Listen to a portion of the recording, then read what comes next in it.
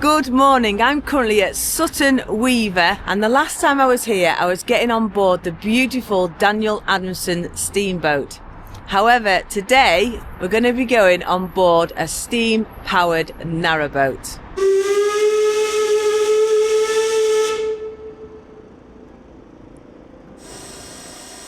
Now this is something you don't see every day. Welcome to Narrowboat Tixall. Unlike diesel and electric boats that we see on the canals these days, Tixall runs on steam, powered by coal and fire. But steam has its challenges. The engine requires constant attention, frequent refuelling and a steady supply of water. So today we have a full crew on board as we're going to be heading down the River Weaver and onto the Manchester Ship Canal, a trip I did just last year on board the mighty Rum Wench. So I'm going to take you now and show you the heart of this boat. It's not usually this cramped, but because we've got such a long journey, we've got a lot of coal on board. Yeah. So yeah, this is the steam boiler. This is what generates the steam for the steam engine. And of course, to make the steam, we have a nice big fire in here. We died it down at the moment because, of course, we're not really moving. But before we set off, we'll shovel a load of coal into the boiler and get that fire burning nice and hot again. These are all the controls for the boiler. So this shows your water level in the boiler just here. This is a very crucial gauge because you've got to keep the water within the glass, and we're nearly at full glass at the moment. This is the pressure gauge. So this shows me what steam I've actually got in the boiler. And then here we have the steam engine gauges. Now this steam engine is what's called a compound engine. So it uses the steam twice. It goes through this pipe here into this thing here called steam condenser. There's river or canal water which is pumped through this, and it cools the steam down and actually condenses it back into water again. Once it gets turned back into water, it gets pumped into a little tank by the side of the boiler. That's called a hot well. The oil that's gathered in the water is separated out from it by oil catchers, and then we use the same water to go back into the boiler again. So it just is on a continuous loop. We recycle our own steam. It makes us very, very efficient. So much so that we probably only use about 50 litres of water today, which is really, really good, really efficient.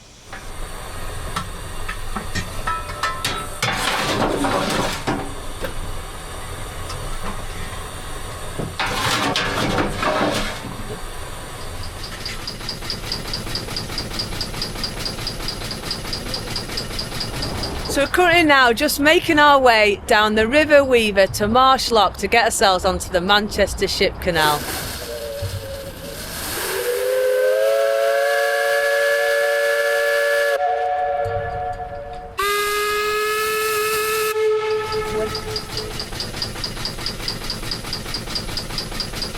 Running a steam-powered narrowboat is non-stop work. The fire needs constant stoking, water levels must be managed, and every dial and gauge demands attention. Too little steam and you're not going anywhere, too much and things get interesting. It's hot, it's messy, but there's nothing quite like the chug of the pistons, the hiss of the steam, and the thrill of keeping this rare piece of history alive. So we're just now approaching Marsh Lock, and we'll have to wait in here for a little while until we get the go-ahead that it's safe to proceed onto the Manchester Ship Canal. And as we were approaching then, there was a big ship just going past. So I hope we do get to see some moving ships today. Because when I did the Manchester Ship Canal and then also went across the Mersey, didn't see many big boats.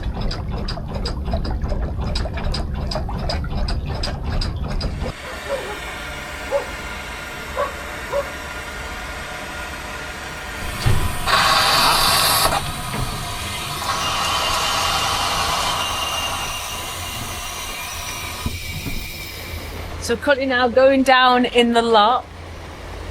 It's very, very gentle, and I did notice as well this boat is so quiet when it's going along. You know, like the Rum Wench, she's like bap, bap, bap, bap, so noisy I can't wait to turn engine off. But this, even though it's a big steam one, the size of the engine, it's very quiet. It's like a ticking sound. It's lovely. Hi, it's Narrowboat Tixall here. We're currently just in Marsh Lock. We've got a passage booked on the Manchester Ship Canal to Whitby Lock. So we're good to go now, are we? Brilliant. Thank you very much. Cheers, bye now. So we've just been given the all clear from Peel Ports that we can now head on to the Manchester Ship Canal.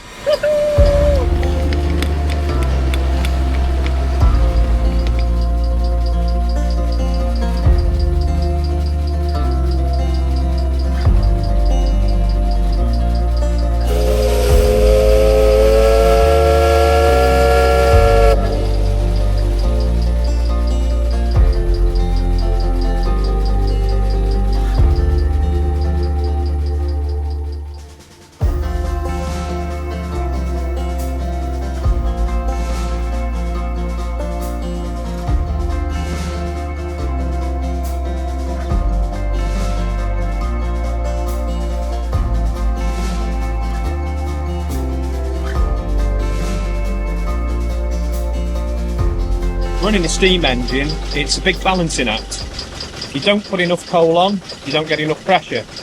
And on the ship canal especially, you don't want to run out of steam. If you put too much coal on, the safety valves vent up a load of steam, and that's just wasted energy. So it really is a balancing act. If the pressure gets too high, I can turn the pump on and pump some condensed water back into the boiler, and that will keep it quiet. So it really is, it really is a balancing act. It's chuck a round of coal on, check your fire's good, check your water level in the boiler, and then check your pressure as well. Most important is the water, because if we run out of water in the boiler, it won't end well.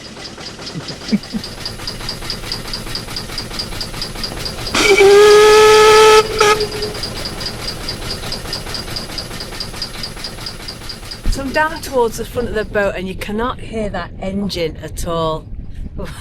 Excuse me, hands. Everything you touch is covered in soot. If I get it all over my face, then you know what it is. But yeah, it's just so peaceful and so quiet. And if you remember as well, this is the Manchester Ship Canal. This is a shipping lane, and it's not used so much anymore, but back in the day this was thriving with massive ships bringing cargo all the way from Liverpool inland to Manchester. But nowadays it's a lot quieter, but you still do get the odd big uns on it.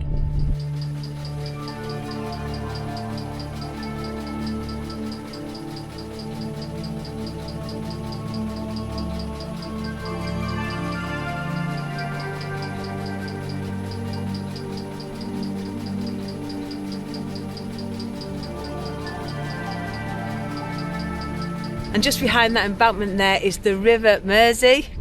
But this Manchester Ship Canal was all dug out by navvies by hand back in olden days, and it took a lot of people to dig this out, and there were a lot of injuries, life-changing injuries, and obviously deaths.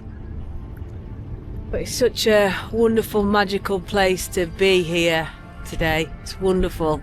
I can't believe how different it is to when I did it on the Rum Wench.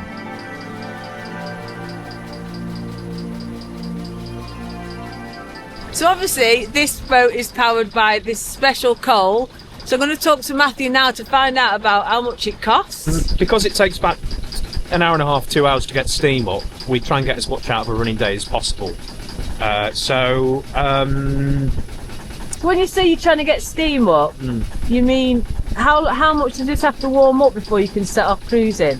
Well, the water is cold, you know, at the start of the day. Unless we were steaming the previous day, you know, it will be warm still then. So it takes about an hour and a half to get into full steam if we were in a rush.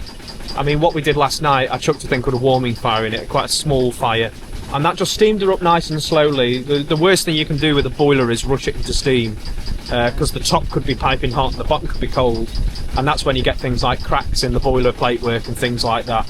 So I always warm her up slowly and I cool her down slowly. But before we've even set off, if from cold, it's about £20 just to get it into steam. And then you've got the bearing oil. We go through about a drum of bearing oil a year, so that's £300 in oil. But on average, if she was warm, I mean, she was warm this morning, So this whole passage today is probably going to cost me about £50 in fuel.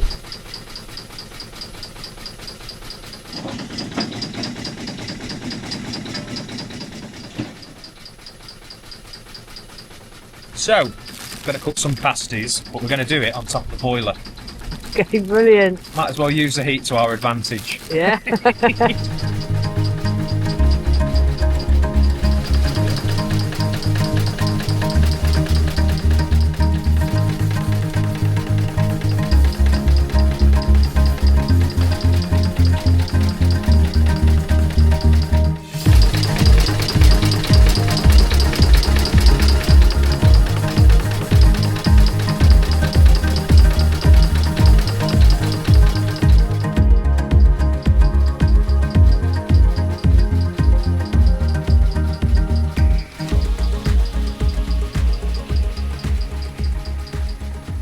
So obviously I can't come on board a steam powered narrowboat without having a go of it. So Matthew now is going to teach me how all the controls work so I can have a bit of a cruise of this boat. So the controls are actually quite conventional. There's two levers here. This one is what's called your regulator. So the regulator, it basically controls the amount of steam that goes into the engine. The more steam that goes into the engine, the quicker the engine goes. The more I go back, the less steam goes into the engine, and the slower the engine goes. This lever here, it's called a reverser. Now this boat's what's called direct drive. It has no gearbox at all. So if I want to go into reverse, the actual steam engine itself goes into reverse. It's constantly connected to the propeller, so even in the morning when we're warming the steam engine through, it's turning the propeller slowly. The same as on the Daniel Adamson. Most steamships are the same. The only things that are really different, there's a knob just here which controls how much water you put into the boiler. At the moment the fire needs a little bit of attention, so that's why we've just reduced the engine speed a little bit so we can make a bit more steam, being as we can't really stop on the canal. So there's this thing that forms in the boiler, it's called clinker, and it's basically where the ash turns into glass.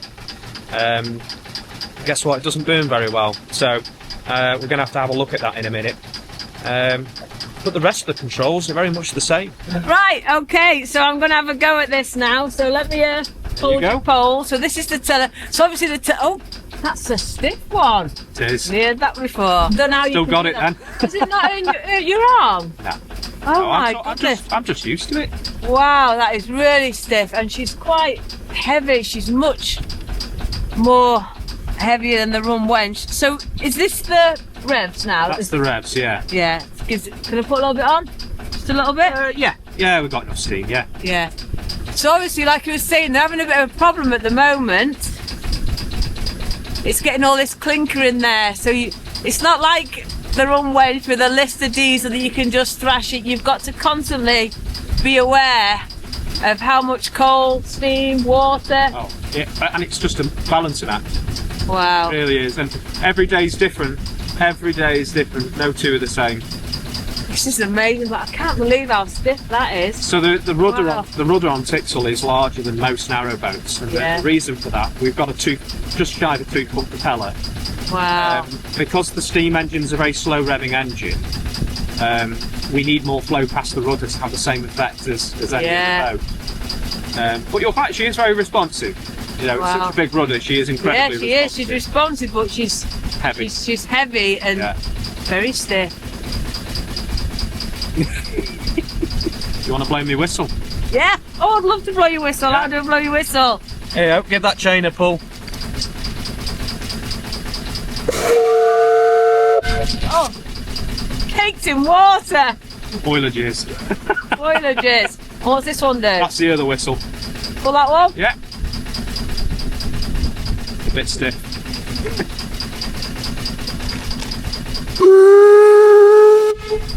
It's amazing. I love it. I want one. So good, isn't it? Yeah, it's amazing. I only had it for the whistles. Yeah. What a jest for that whiffle down the wind. Just going to go and check on the fire. Sorry. Yeah.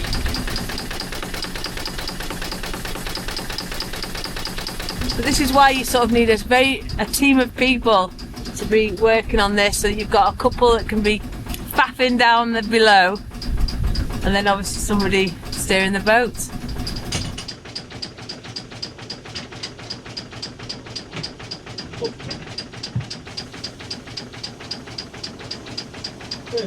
You all right? All going well? Getting there now, yeah. Once you break the clinker off the bars, it'll still be there, but at least it's letting air getting through the fire now. And I've just cracked the steam blower as well. You can hear a hissing coming out of the funnel. Basically what that does, it literally just blows steam up the funnel to actually just draw the fire a bit more, make it a bit hotter. And then we should be all right, hopefully.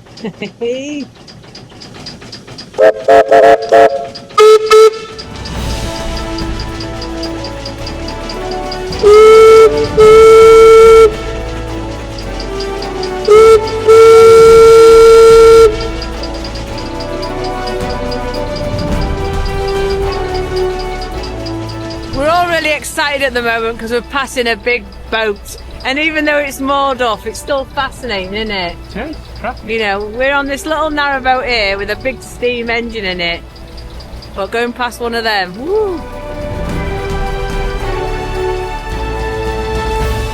Are you cold, Daniel? I'm cold. It's a cold day, isn't it? It's still, but it's cold. Are you enjoying today? I am, yeah. Oh, it's just nice to be out on a boat, isn't it? Yeah. Better than being in work, anyway. Yeah, can't beat it. I just love anything boat related, anything steam related, anything old. It just feels like proper. It feels nice. It feels good. Cooked by a steam engine. Pasties are out. They look wonderful. So we're just about to tuck into our lunch. A steam-fired Pasty. steam warmed up pasty. Best of British. That is really hot.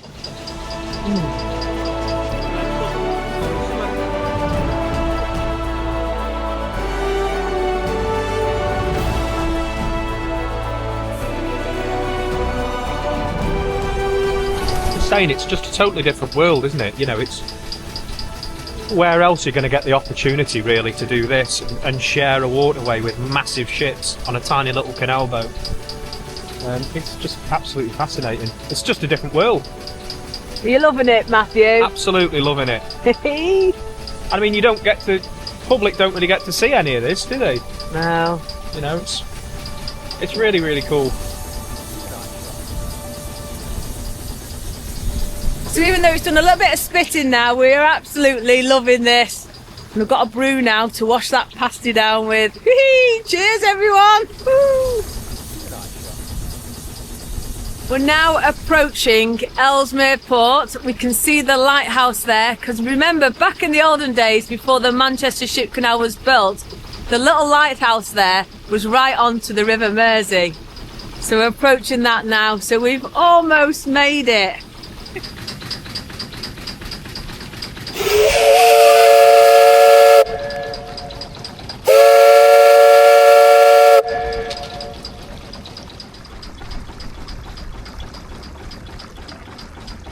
So you can see the lighthouse in all the glory here, and she's only little really, but she's so beautiful. Oh, it's not the size, it's what you do with it. Hey!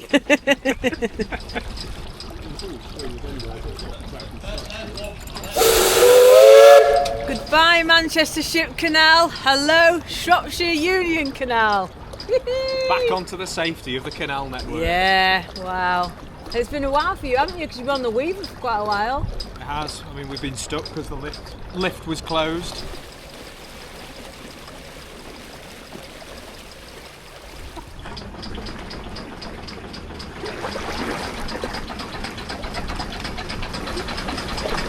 Whilst we're waiting for this swing bridge to be open, I just thought I'd show you this. So obviously we've got a massive, big one here, big funnel, the chimney thing.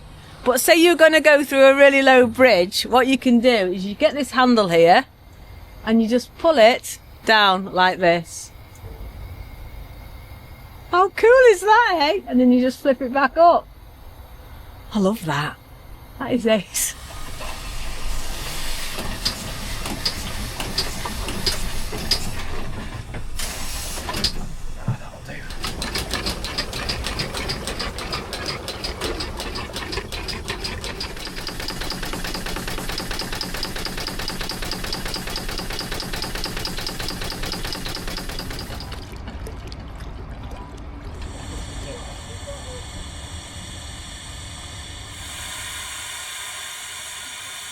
So that's it, we're all safely moored up now. So how are you feeling, Matthew? Absolutely loved it. Yeah. I'll be doing it again in Easter for the boat gathering. Definitely going back that way. It's been brilliant. I'm not going to forget this for a while.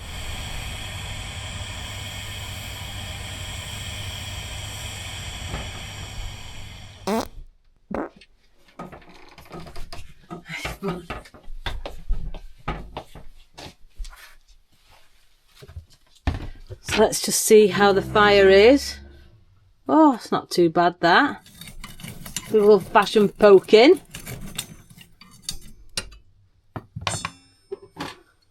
Whilst things have been steamy for me today, Bonnie's been gallivanting at her Nana and Grandad's again.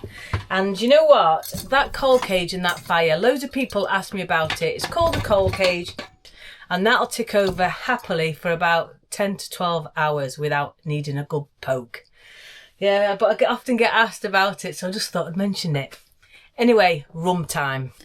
So today we're having a little bit of this. This is a rum orange, I think it's liqueur, but it's 40%, so it's a strong un. And this is another one from Captain Glenn. I think I have tried it before, but we need to get it drunk, don't we? And whilst I am pouring this, a huge thank you to this week's pirate crew. Thank you for everything you do. So let's give this a try. So I'm not taking you in the rear entrance today because I'm absolutely freezing. I'm stood here now by the fire and this candle, trying to warm myself up. Yeah, because it was so cold today. But you know what? It was such a wonderful day as well. I love the Weaver. I love the Manchester Ship Canal, having done it in my own boat. And doing it in that cold day, it was like an eerie calm. It was so beautiful. And also with the lads I went with, Matthew and his mates, they are such wonderful people because the passion they have and the enthusiasm for those steam engines and keeping that boat going is so admirable. It really is. And when you hang around with people that have such a passion for something, it's like quite contagious, isn't it? I was getting all excited and didn't have a clue what I was doing. Yeah, so let's have a little bit of a cheers. So cheers, everyone. Woohoo! Just wet the lips. Top ones. Oh, that is so lovely. It's quite sweet, but it's very smooth. You could just drink loads and loads of it and not realise it and get yourself hammered. You really could. It'd be very nice with ice. It really would. So anyway, I do hope you've enjoyed today's video. If you have, I've done a similar video. Well, it's not similar. It's on another steam vessel, the Daniel Adamson. It's a huge, big ship. And that's all run by volunteers. That's on the Weaver. And they restored that. A load of volunteers got together and restored that from a wreck. So that's a video worth seeing. I'll put a link to it here and in the video description. But anyway, I'm going to leave it here for today. If you have enjoyed it, please do give me a big thumbs up. Subscribe down below. And also, just to let you know, next week I'm hopefully, well, as this video goes out now, I'm hopefully already driving my way down to France. Yeah, so pray for me, no breakdowns, nothing to go wrong, and I'll see you next Thursday. But before I go, just a huge thanks to my lovely, gorgeous patrons. Take care, stay safe, cheers everyone, woohoo!